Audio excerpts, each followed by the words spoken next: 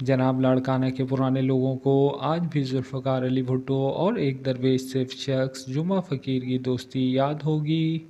वाहिद शख्स था जो भुट्टो साहब से मजाक भी करता था और तंजिया जुमले भी कस देता था। जुमा फ़कीर ज़ात का सुमरो और तालुका कंबर के एक गांव कोर सुलेमान का था, मगर कंबर छोड़कर लाड़काना में रहने लगा था।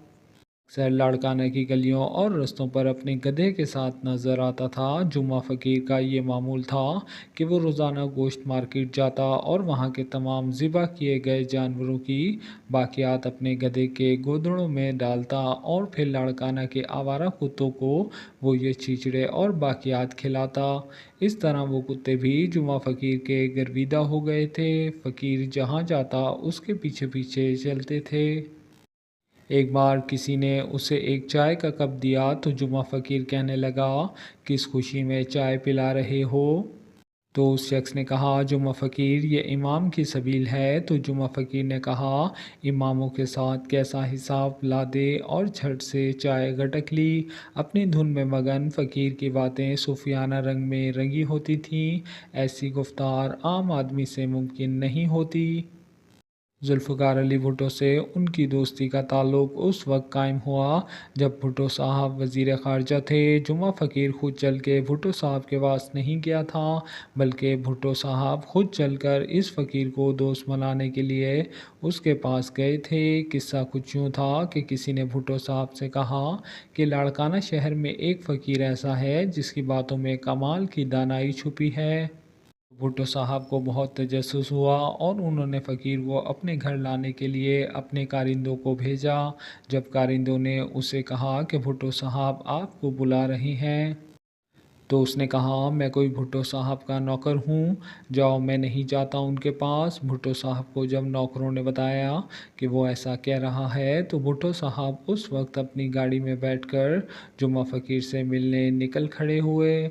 जुमा फ़कीर भुट्टो साहब को मार्केट में एक पीपल के दरख्त के नीचे अपने गधे को घास खिलाते हुए मशगूल मिला। भुट्टो साहब गाड़ी से नीचे उतरे और फ़कीर के पास पहुँचे। फ़कीर भुट्टो साहब के साथ मौजूद कारिंदों को देखकर पहचान गया कि ये भुट्टो साहब को लेकर आ गए हैं। फ़कीर ने उन्हें देखते ही कहा, भुट्टो, मुझ फ़कीर से भला तुम्हें क्या काम? तो भुट्टो साहब ने जवाब दिया कि फ़कीर, मैं हाज़िरी के लिए आया हूँ। फ़कीर ने जवाब दिया, मैं कोई उस्ताद हूँ जो हाज़िरी भरने मेरे पास आए हो। भुट्टो साहब ने कहा, चलें यार, दोस्ती कर लेते हैं। जुम्मा फ़कीर ने कहा, दोस्ती रखना आसान है, निभाना बहुत मुश्किल है।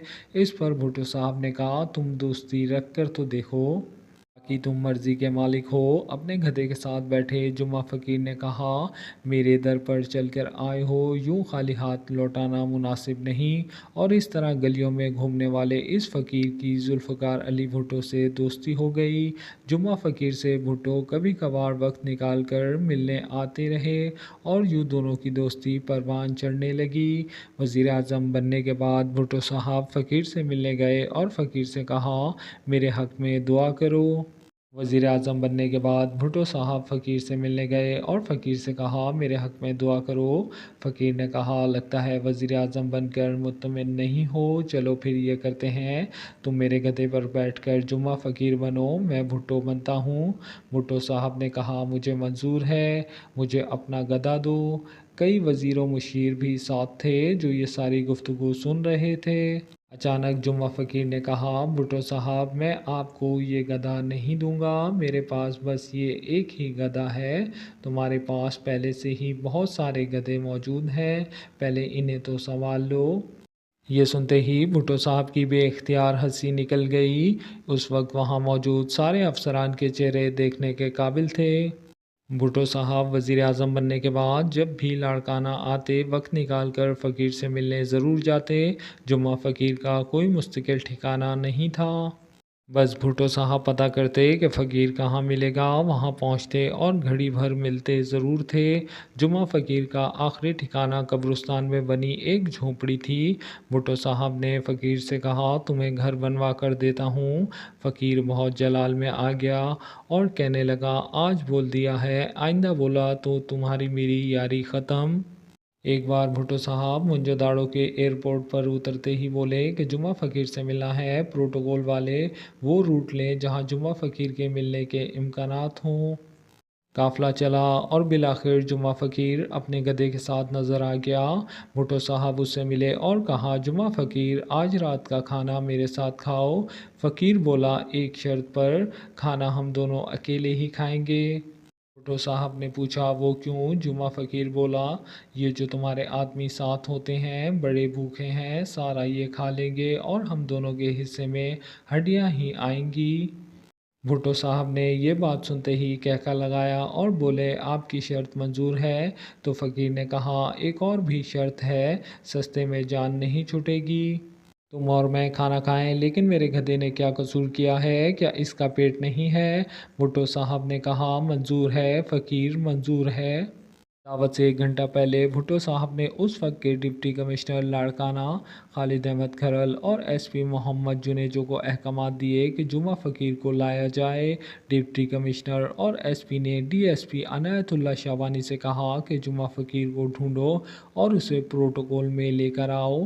جب ڈی ایس پی جمعہ فقیر کو ڈھونڈنے میں کامیاب ہو گیا تو جمعہ فقیر نے اکیلے جانے سے انکار کر دیا اور کہنے لگا، ہم دونوں کی دعوت ہے ورنہ جاؤ، میں نہیں جاتا۔ افسران بہت پریشان ہو گئے اور یہ بات بھٹو صاحب تک پہنچ گئی، جس پر بھٹو صاحب نے کہا، جیسا جمعہ فقیر بولتا ہے ویسے ہی کیا جائے۔ اور اس طرح جمعہ فقیر نے بھٹو صاحب کے ساتھ اکیلے ہی دعوت کھائی اور اپنے گدھے کو بھی خوب گھاس کھلائی۔ لاڑکانہ کے اس درویش فقیر نے آخرکار 1990 میں یہ جہاں چھوڑ دیا اور یوں ایک لازوال دوستی اپنے انجام کو پہنچی۔